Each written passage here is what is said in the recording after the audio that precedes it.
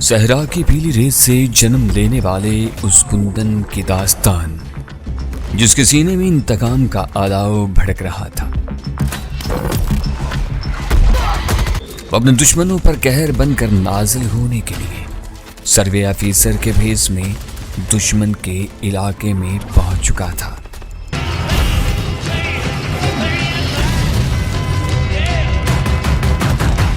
موقع ملتے ہی اس نے دشمن کے خون کی ندیاں بہا دی، مگر کاتب تقدیر نے کچھ اور سوچ رکھا تھا۔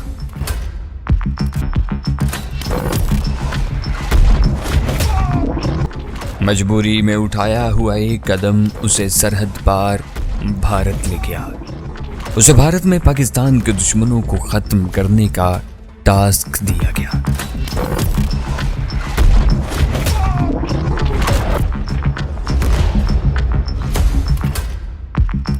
جہاں اس پر انکشاف ہوا کہ بھارتی راہ پاکستان میں اپنے ایجنٹوں سے خود کش حملے کروانے جا رہی تھی۔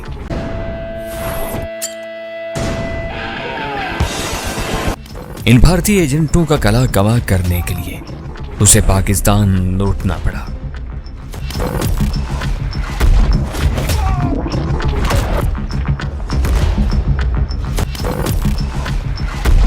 لیکن جلد ہی بھارت میں اس کے لیے نیا مشن تیار تھا۔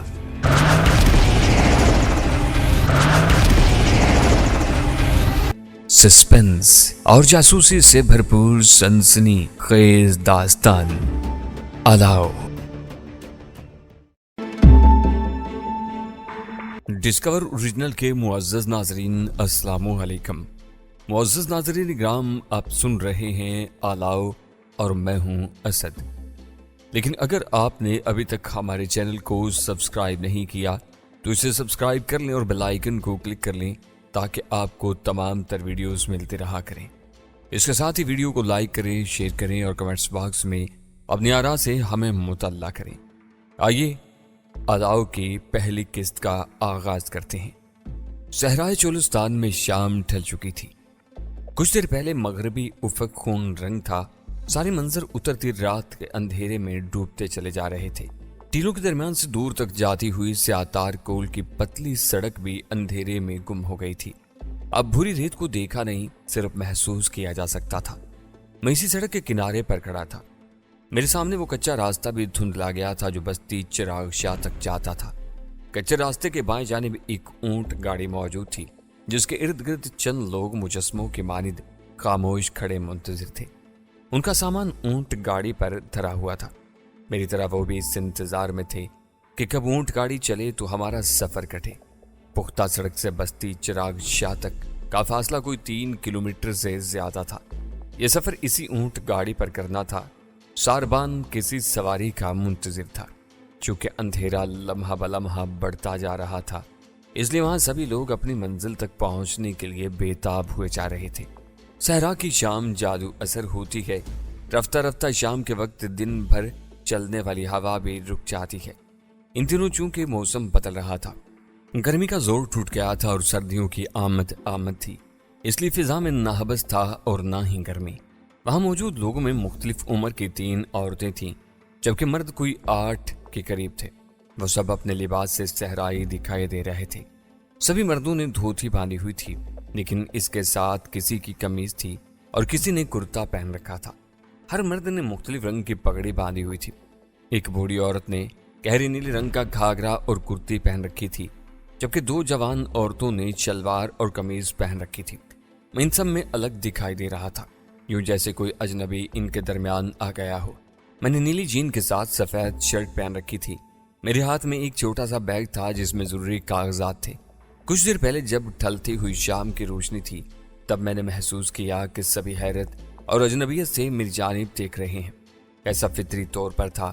اس علاقے میں پہنچ کر یہی لگ رہا تھا کہ جدید دنیا کی ترقی نے ابھی تک اس طرف کا رخ کیا ہی نہیں تھا۔ وہ لوگ جس طرح 100 برس پہلے جی رہے تھے آج بھی ویسی ہی زندگی گزار رہے تھے۔ ایسا کیوں تھا؟ یہ سوال اپنی جگہ جواب طلب ضرور تھا، لیکن ایسا نہیں تھا کہ اس سوال کی سمجھ نہ آ سکے۔ مجھے بستی چراغ شاہ پہنچنے کی کوئی جلدی نہیں تھی، इसलिए बड़े इत्मीनान से एक जानिब खड़ा गाड़ी चलने का मुंतजिर था। सारबान ने लालटेन जला ली थी।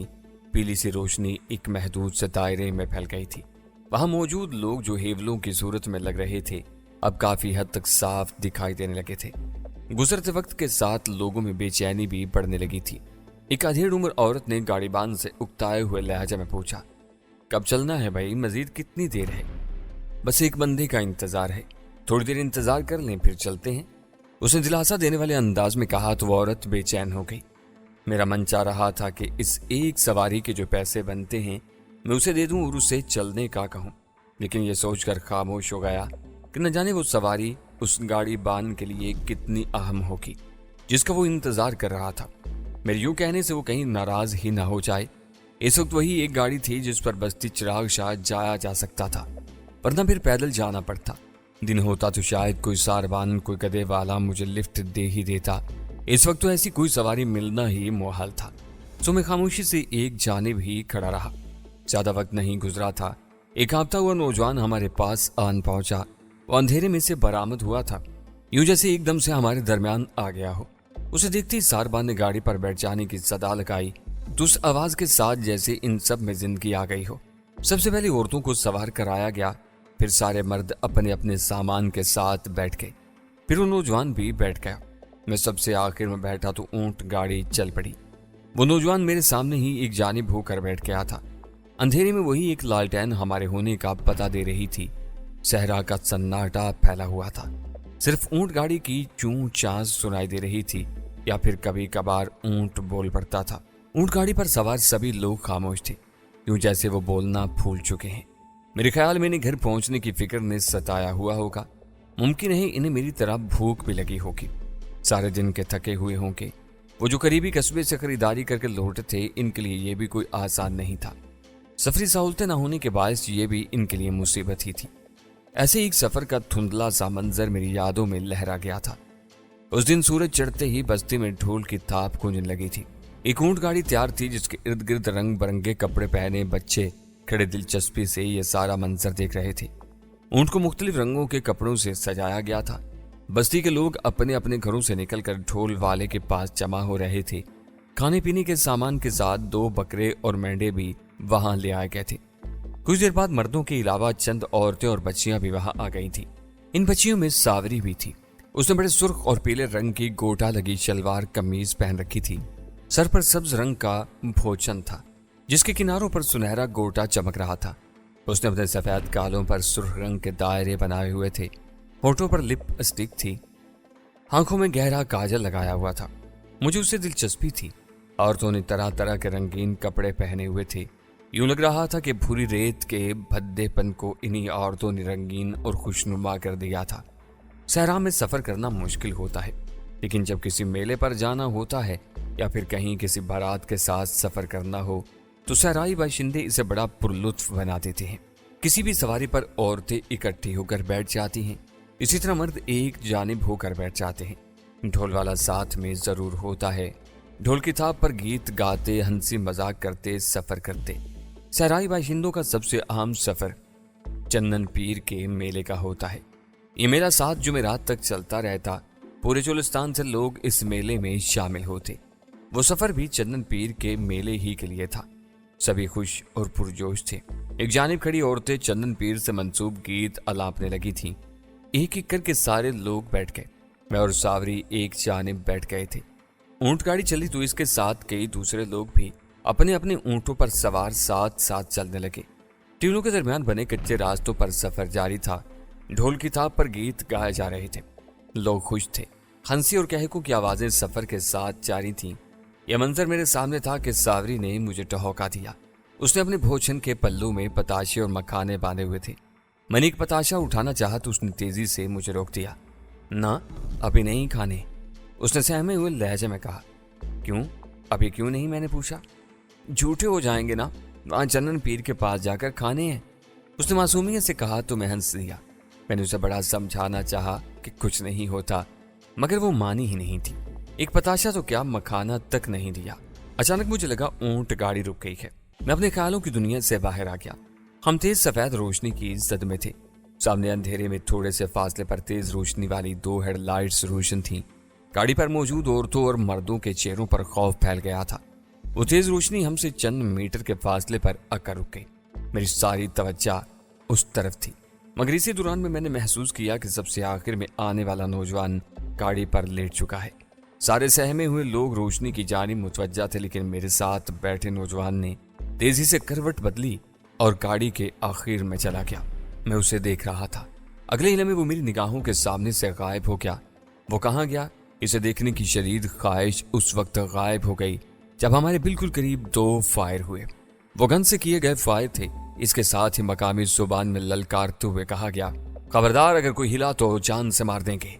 वहां मौजूद सब लोग सहम गए। मैं भी इस अचानक उफ्ताद से परेशान था।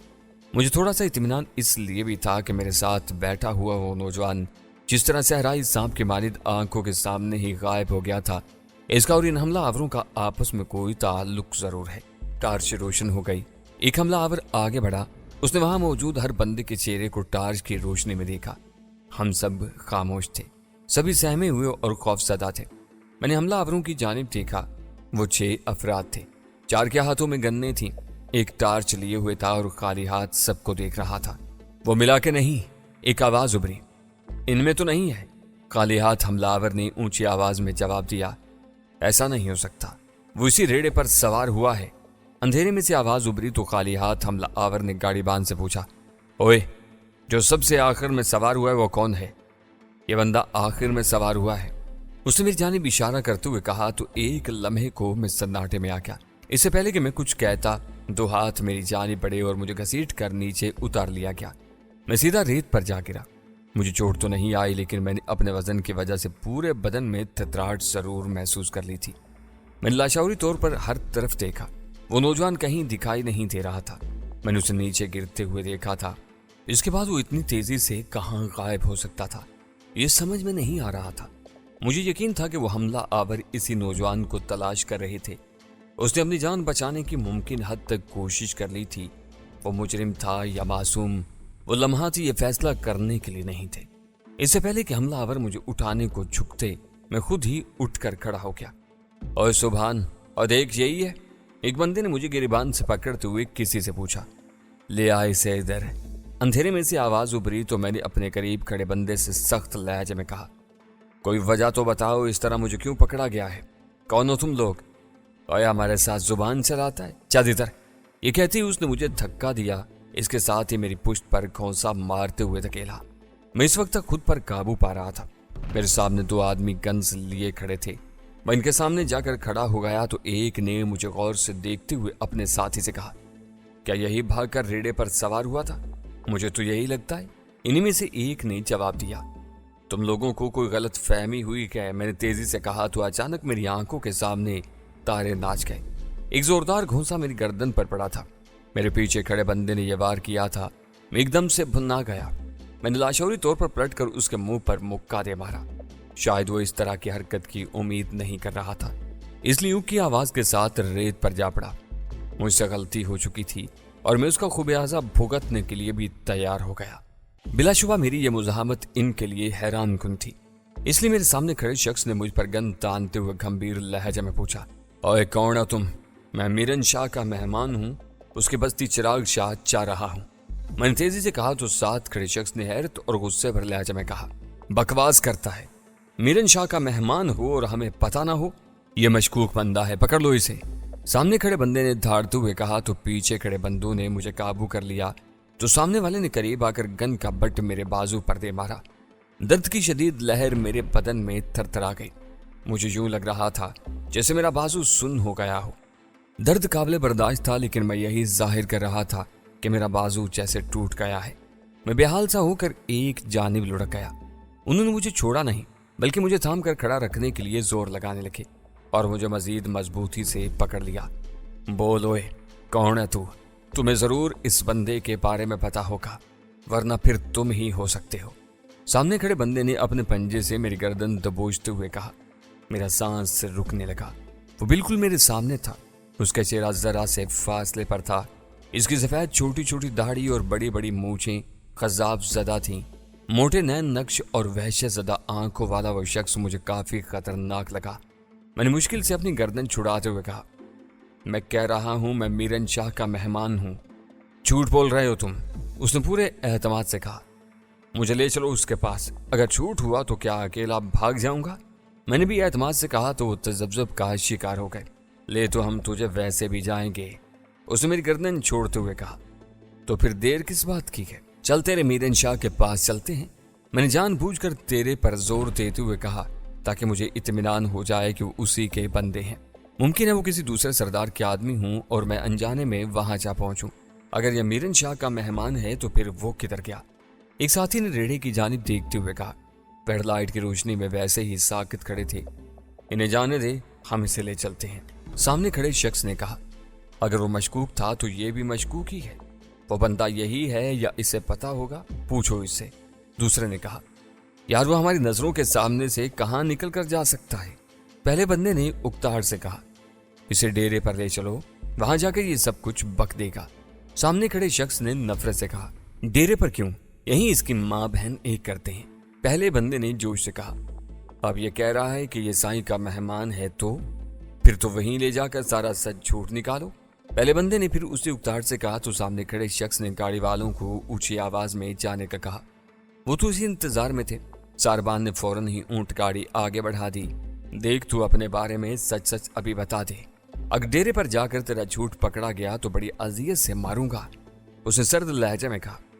तो मुझे डेरे पर ही ले जाओ, मैं तो खुद ही इधर ही जा रहा था, मैंने कराहते हुए कहा। मुझे नहीं मालूम था कि मैंने इन्हें अपने बारे में बताकर अच्छा किया था या किसी दुश्मन के नरगे में आ गया था। तो मुझे धक्के मारते हुए जीप तक ले गए। तभी उनमें से किसी ने कहा, इसके हाथ बांध लो, कहीं रास्ते में गड़बड़ ही न करते। कुछ देर बाद मैं बंधे हाथों इस जीप में था। जीप चल पड़ी थी। वो मेरी तरफ से बेपरवाह इंजन की पुरशोर आवाज में बातें करते चले जा रहे थे। इनकी बातों से मैंने यही अंदाजा लगाया कि इन्हीं किसी शख्स के आने की तलाश थी जो इनका दुश्मन था। ये उसे मारना चाहते थे। इनकी दुश्मनी क्या थी मुझे इस बारे में पता तो नहीं चल सका, लेकिन इनकी नफरत से लगता था कि मामला गंभीर ही है। इस बंदे की इन्हें इत्तला मिल चुकी थी। वो बिल्कुल दुरुस्त वक्त पर पहुंचे थे। उन्होंने घेरा भी ठीक था। ये उस नौजवान की फुर्ती थी कि वो खुद को बचा गया। ताहम हैरत की बात थी कि वो अचानक कहाँ गायब हो गया। वो कोई सांप था जो सहरा में गायब हो गया। आखिर वो इतनी जल्दी कहाँ जा सकता था? हम बस्ती चिराग शाह जा पहुंचे थे। वहां कुछ भी नहीं बदला था। वही कच्चे रास्ते, अंधेरे में डूबी हुई बस्ती और वही हूक का आलम था। बस्ती से बाहर बने डेरे का लकड़ी वाला फाटक बंद था। जीप रुकते ही फाटक खुल गया। एक बूढ़ा फाटक के पार खड़ा था। जीप डेरे के सहन में जाकर रुकी जहां पहले ही से एक जीप और कार खड़ी थी। हेडलाइट्स रोशन थी। मुझे नीचे उतार लिया गया। वो डेरा वैसे का वैसा ही था। वही मशरकी जानिब बने कच्चे कमरे जिनके आगे एक तवील बरामदा था। इसके साथ एक लंबी दीवार थी जिसके पार साईं मीरन शाह का घर था। वो घर भी चंद कच्चे कमरों पर मुश्तमिल था जिसके आगे बड़ा सहन था जिसका फाटक मुखालिफ सिमत में था। डेरे की शुमाल की जानिब दीवार के पार बाड़ा था जिसमें मवेशी रखे जाते थे। इन सहराई इलाकों में किसी की आवारत का अंदाजा उसके पास जानवरों की तादाद से होता है। जिसके पास ज्यादा मवेशी वो ज्यादा अमीर माना जाता है। मीरन शाह चूंकि इस इलाके का सबसे मुअज़्ज़ज़ बंदा था इसलिए उसके पास मवेशी सबसे ज्यादा होना लाजमी था। सहरा के इन बाशिंदों में बड़ी शिद्दत पाई जाती थी। इलाके पर अपनी हाकमियत कायम रखने के लिए लोगों पर जुल्म करना इनका वतीरा था। एक कमरे में दिए की रोशनी थी, बाकी सब बंद थे और किसी भी कमरे में रोशनी नहीं थी। हेडलाइट्स बंद होते ही अंधेरा छा गया। तभी एक आवाज उभरी, पता करो साईं जाग रहे हैं तो इनको बताओ। पूछ इससे ये कौन है? दूसरी आवाज उभरी, अब तो इसका साईं ही फैसला करेंगे। अगर इसका कहा झूठ हुआ तो सिसका कर मारेंगे। पहली आवाज में कहा गया, चल मैं पता करता हूं, इसे बिठा इधर। दूसरी आवाज ने कहा और इसके साथ ही टार्च रोशन हो गई। वो टार्च लिए एक दीवार की जानिब बढ़ गया जिसमें एक छोटा सा दरवाजा मीरन शाह के घर में खुलता था। एक शख्स मुझे कॉलर से पकड़कर इधर ही ले जाने लगा जहां चारपाइयां पड़ी हुई थी। तारों की रोशनी में हेवले वाजे होने लगे थे। हेडलाइट्स की वजह से आंखें अभी अंधेरे की आदी नहीं हो सकी थी। वो सब एक चारपाई पर बैठ गए। पहले मुझे नीचे बैठने को कहा गया, फिर न जाने क्या ख्याल आया कि मुझे चारपाई पर बैठ जाने को कहा। मैं इत्मीनान से बैठ गया। तकरीबन 10 मिनट बाद दीवार के पार टार्च की रोशनी हुई। वही शख्स दोबारा नमूदार हुआ। उसने आते ही कहा, साईं तो सो गए हैं, चल फेंक इसे इधर किसी कमरे में, सुबह देख लेंगे। अब सारी रात इसकी रखवाली करनी पड़ेगी। इनकी बातें सुनकर मैंने कहा, ओह, मुझे यहीं इस चारपाई पर रहने दो, मैं यहीं सो जाऊंगा। तुम लोगों को परेशान होने की जरूरत नहीं, तुम भाग कर जाने की जरा हिम्मत तो दिखाओ। एक ने गुर्राते हुए कहा तो मैं कराहता हुआ वहीं चारपाई पर ढेर हो गया।